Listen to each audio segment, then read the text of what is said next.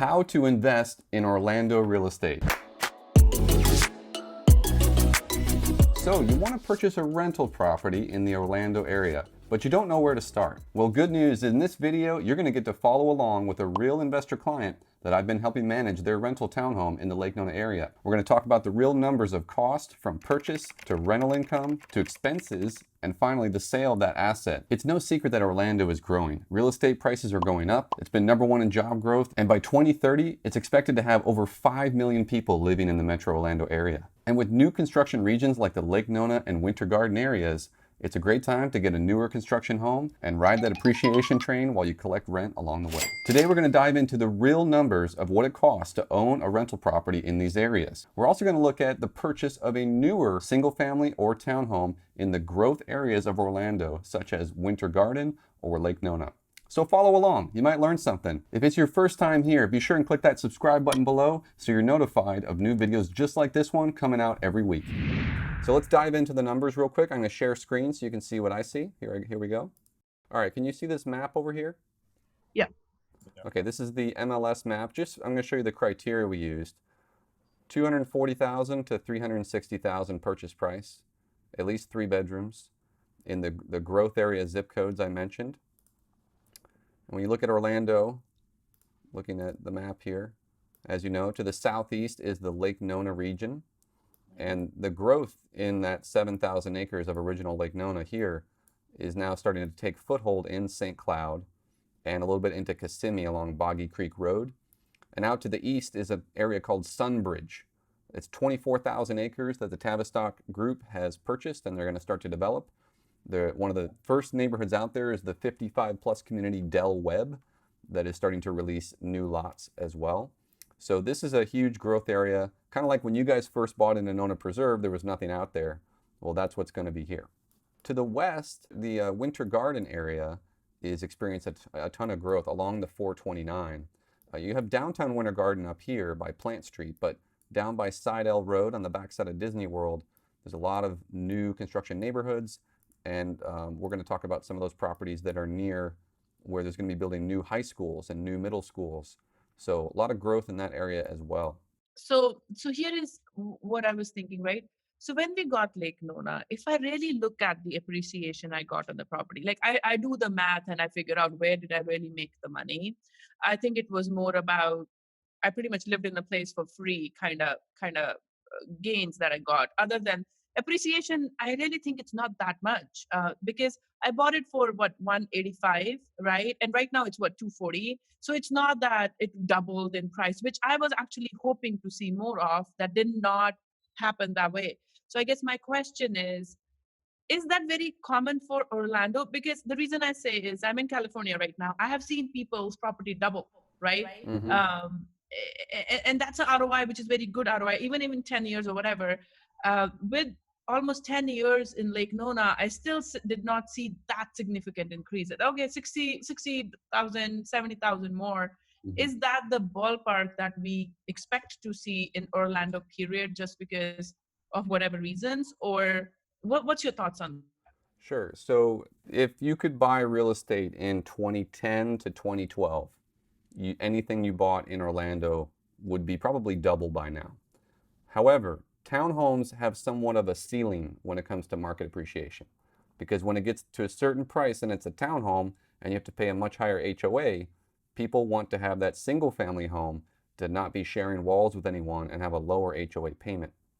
In addition, the luxury areas of Orlando, in the more established areas such as Dr. Phillips, Windermere, College Park, Winter Park, those places recovered very quickly from the downturn. And that's where you saw that doubling in price from a bungalow in College Park for only, $150 that now sells for $300. But truth be told, Lake Nona still has a lot of growth yet to come. It's a 40-year project, and we're only starting to get now down into this southern region with Laureate Park. There'll be more here and more roads. So my suggestion, if you're looking for a longer term, bigger market appreciation in the Orlando area with steady growth and rental income along the way, is to go with a single family home that's a 3-2 that has hopefully a lower HOA if we can find one, hopefully lower taxes if we can find one, But again, stay as close as possible to the epicenter of that growth. And in the Lake Nona region, that is the town center right here. So Medical City with the new medical school and teaching hospital, Nemours Children's Hospital. Laureate Park is growing out this way, has phase 10. You can purchase a single family home in phase 10, brand new for $340,000. I just sold one. I was trying to get my mom to move here from New York. Did a video about that. If you go outside of these neighborhoods, that some of them have what's called a CDD fee, which adds to your taxes, which cuts into some of your rental cash flow. If you go down to the St. Cloud, there's some new construction right here by Century Homes, the same builder as Craft Homes in Laureate Park. And look, you can have a much larger home, 2,500 square feet, 4-bedroom, 2.5 bath, and the HOA payment is only $88 a month. Okay, and it's not going to have any CDD fees, so the taxes are going to be about 1.5 to 1.6% of the market price, compared to 1.7 or 1.8% in these neighborhoods that have the CDD. What's CDD again? CDD is called Community Development District, and I'm going to show you a house that has one. It's my house, and this will explain to you real quickly. In Orange County, you can go to Orange County Property Appraiser website. You can see the breakdown of the taxes on this tab. You can see if the property has a homestead exemption or not. This is called portability. So in the case of investment property, that's not going to apply because you can't homestead an investment property. But this top part shows you the millage rate of all the breakdown of the taxes, and you get to this number right here. Now down here is called the non-ad valorem section. That's where a CDD fee would be called out, Community Development District. This part's called the Greenway O&M, Operations and Maintenance. That'll never drop off, and that can increase year by year. This one's called the debt portion. That will go away after a certain period of time for each homeowner. So that's why when you can get a property in St. Cloud that does not have any CDD fee, or within the Lake Nona area, Eagle Creek does not have one. And that's why I sold quite a few of these townhomes in Eagle Creek right here, because when they were built brand new from Cal Atlantic Homes, which then became Lennar, they were about $250,000, and the rental rates are about $1,900 a month in here. And because they're so close to the town center and Medical City, quite a few of these are Medical City students renting these with guaranteed student loan income. And they're right by the amenity center of Eagle Creek right here. Some HOAs will require an approval process. So they're going to need to see a 12-month lease. There's no short-term rental allowed. And also, when some of the new constructions, you have to wait 1 year before you could rent that property out. In Laureate Park, that stipulation does apply. Okay, so let's look at some actual numbers here. We talked about Laureate Park. Obviously, there's not much to see here under 350. You could maybe build new, but you'd have to wait that year. This is in Village Walk. It's right in the Sports and Performance District with the tennis center. And this is a townhome that actually sold a few years ago. It's a newer section townhome. This rents out for between $1,900 a month and maybe $2,000 a month. But the HOA payment is $360 a month. Now, going down to the south, there's different pockets of new construction we can look at there. But here's one that's just a bit more established. This whole section is all Century Homes. Again, same builder as Craft Homes, and they have 1-story and 2-story plans. These are mostly all sold out, this whole strip, so it'd be more back here. But again, you can get a little 3-2 single-family home, 1,800 square feet for around $315, and the HOA is $266 a quarter, $88 a month. It does have a community pool there. So that'd be if you wanted to maybe keep the townhome and then have the second one be a single family that's near the Lake Nona proper region. This is only a 5-mile difference down the road to here. Let's head over to the Winter Garden side just to show you the comparison real quick. So in Winter Garden, Sidell Road, this is Winter Garden South. They have a new town center being built called the Hamlin Town Center. And that's right here along the shores of Lake Hancock. There's going to be a rooftop restaurants and a marina where people can pull their boat up and go to dinner. There's a movie theater already. There's a sports complex planned. So there's a lot of growth yet to come in Winter Garden South. Plus you have the downtown Winter Garden area that's very popular right here, only about 15 minutes away along the 429. So in here, you're going to see that it's a similar story. Townhomes, 275 to 299. Smaller single-family homes with rear-load garage around the low 300s, either recently built or brand new. Tax values may or may not have a CDD fee. We just have to check on each one. HOA amounts, $142 a month for a single-family home, and that's going to include that community pool and suburban setting. One thing to note is the fact that these parcels here, they've really thought of the infrastructure, and those are going to be new schools, high schools, middle schools. So being near those new schools is always a safe bet. A great example was in the Windermere corridor along Winter Garden Vineland Road. They built this new Windermere High School, WHS. And up until before this was built, people had to go to West Orange High or Olympia High. But when Windermere High School got built, it serviced all of this area. So all these homeowners in this area said, oh, they saw a lot more activity of buyers wanting to purchase their home because it was in the Windermere High School district. This is called Waterley. This neighborhood out here just outside the 429 has a nice lake hickory nut that goes through there. So just in another question, actually. So I know we looked at 250 to 351. What do you think about getting lower but two? So getting one versus two, what's your thoughts on that? So if you were to keep the current townhome rented, extract equity, right? We would figure out what's the minimum down payment required to purchase the next one, using some of our lender contacts that deal with this sort of thing. And if we can take the money extracted, the equity from the townhome, without going completely upside down in terms of cash flow, meaning you charge $1,800 a month for rent, and you've extracted all this money, now you have a mortgage on the property. We don't want to be negative cash flow, right? You want for it to at least to pay for itself.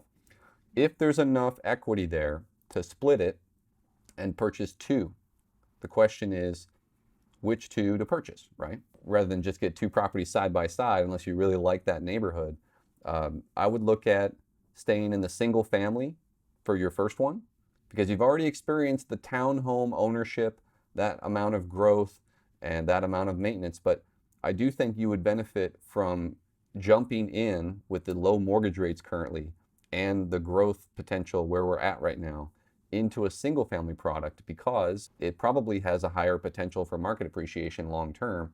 And secondly, the operations costs are going to be lower if it's a newer single family home. With your HOA payment much lower and single family homes renting for higher than townhomes, it's quite possible it's going to cash flow a lot more right away. Now, if there's money left over, that's where you would say, I only have this much left, so it looks like I'm limited to a little bit lower price point for this second property. That's where you would probably have to make that decision of townhome versus other single family home. But I do think we're doing this chat at a great time, because there is going to be a whole lot more growth in this southeast region, not just in terms of population and rooftops, but in terms of jobs. And that's what's going to drive prices up and up, but it's going to be hopefully a steady growth. You know, no one wants to repeat a bubble market of 2006. So it's much harder to get a mortgage now, and for good reason. We only want people purchasing that can afford to hold that property long term. So Justin, all these houses that you're talking about, are these houses already built, or they're planning these areas? Sure, like as you can see with the maps, there's just dirt here, but some of these have already been sold, and you have to kind of get with each builder and see where they are in the development of that neighborhood. Sometimes they'll advertise inventory homes where they've already started a build, and you can just jump in. I find those that's where you get the best deal, because you didn't get to pick out your finishes from start to finish. Again, start with the money, extract from the loan, from the equity, then look at neighborhood.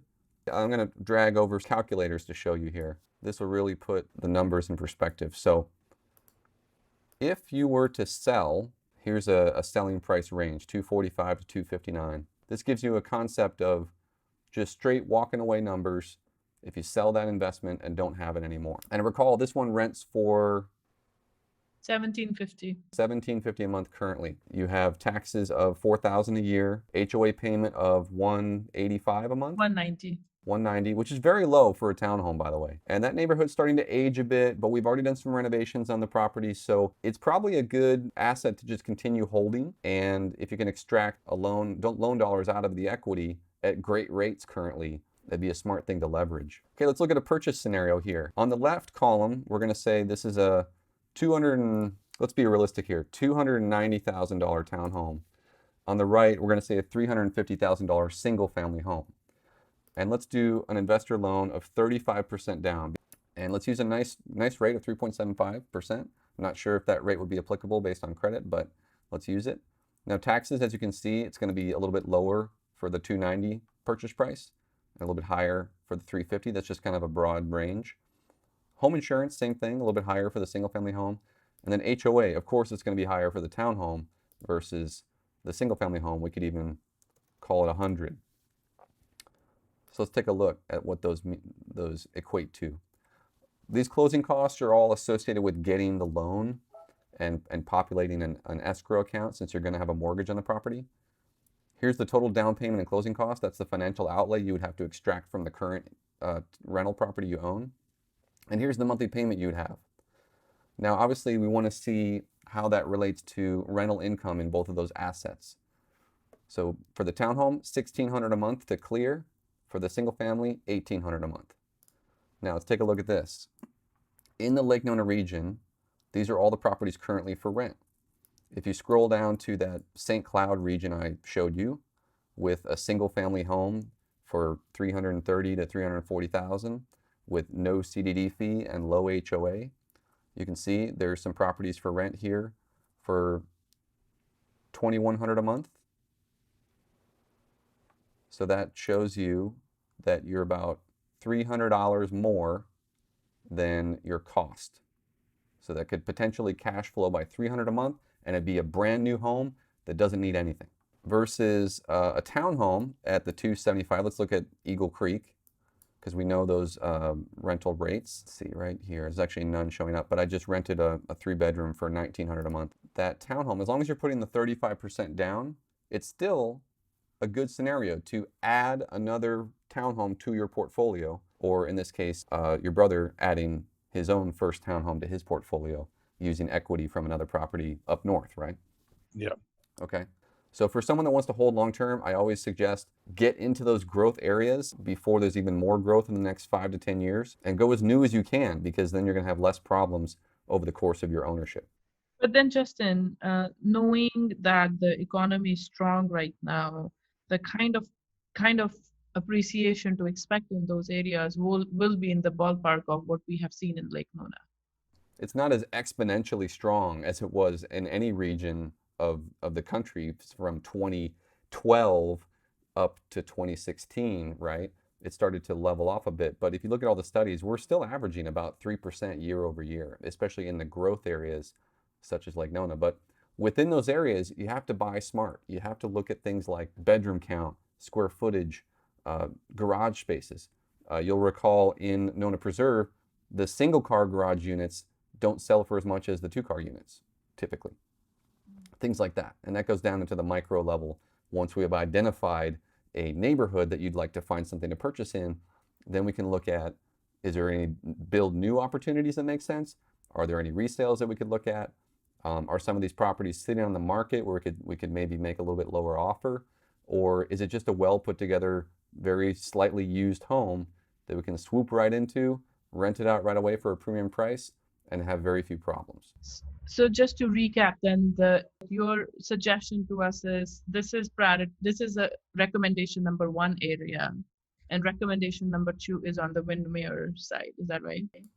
Well, I might be biased because I live here, but because I do help manage about a dozen properties around all of Orlando, not just in the Lake Nona region, I've seen impressive growth on the Winter Garden side as well. I just feel that there is a more to come with the town center here. They're building a luxury hotel right in the middle right now. All this growth in this town center, the medical city, just more jobs, okay? As someone who lived as far west as Claremont, where I felt like it was a bit of a bedroom community that people commuted into Orlando, I sense that there's a lot of growth in this Winter Garden sector. However, there's not a ton of major employers. to the same level that is on the Lake Nona side. So to insulate your investment for long-term growth and take advantage of riding up all the billions of dollars that Tavistock has brought into the region, I think it'd be safe to say, yes, you want to stick to here. See all this green space here? This is going to be Laureate Park the second down here, with a road, Osceola Parkway extension, going through to help bring the traffic to this Sunbridge area. Okay. And where is my current home right now? Up here. Where is my Right current here. property located? This neighborhood. I call this North Lake Nona. So this is the original North Lake Park, the country club. Randall Park is here. There's a small ER going in right here. And then everything's kind of pushing out to the east. This is Story Park by Lennar Homes, Oaks at Moss Park, and then this Innovation Way just kind of dead ends for right now, but that'll connect up to this new entrance ramp, and there'll be a train that runs under here called the Brightline train that goes out to Miami. And this area up here is 4,000 homes called Meridian Parks. So that would be an opportunity to try to get in with something brand new. Some might say, let's go a little further south, save on the taxes, and let's focus on the type of renter that doesn't need to be quite so close to the hustle and bustle, but I want to keep my costs a little bit lower, and that's what this St. Cloud region provides. The same thing goes in the Winter Garden side of town, where you have some of the premier neighborhoods as close to the Lake Hancock as possible. But as you go a little further out, maybe you're outside the 429 Beltway, you're a little bit deeper out, you might be able to find a little bit better deal out there. And there's still nice neighborhoods. They're building elementary schools within the neighborhoods, and they keep rezoning the school districts as they get to a certain capacity. So I hope this has been super helpful for you guys. I really enjoyed diving in with you guys. And what I'm going to do is follow up and send you some of these properties via email. And also I'll connect you with one of my lender friends to see how much money you could extract from that current rental property at today's great rates. That would be great. Thank you. Thank you, Justin. Thank you so much. All right, and we'll talk again a little bit this week and get you guys out here so we can go look at some properties. We'd love to. We're excited. Let's add on to our collection. Yeah, and it was so great to see you. You know, we've been managing that townhome for years now, and I'm just glad to see that it's continuing to be a strong investment for you. Yes, it's a good investment. It's a good decision. And we both are crazy about Orlando. So definitely looking to have more footprint there. Great. All right. Well, you guys enjoy the rest of your weekend. We'll talk to you soon. Thank you, Justin. Have a good one. Bye. Thank you. Bye. Whew, that was a lot of information on one call, but I think it was very helpful for them as well as for you watching at home. If you have any questions about what you saw today on this investor phone call, please feel free to reach out to me via text or phone call. We can chat about your options as they relate to what your plan is for investing in Orlando. As always, subscribe below so you can stay in touch with the latest videos coming out on this channel. And until next time, we'll see you around the neighborhood.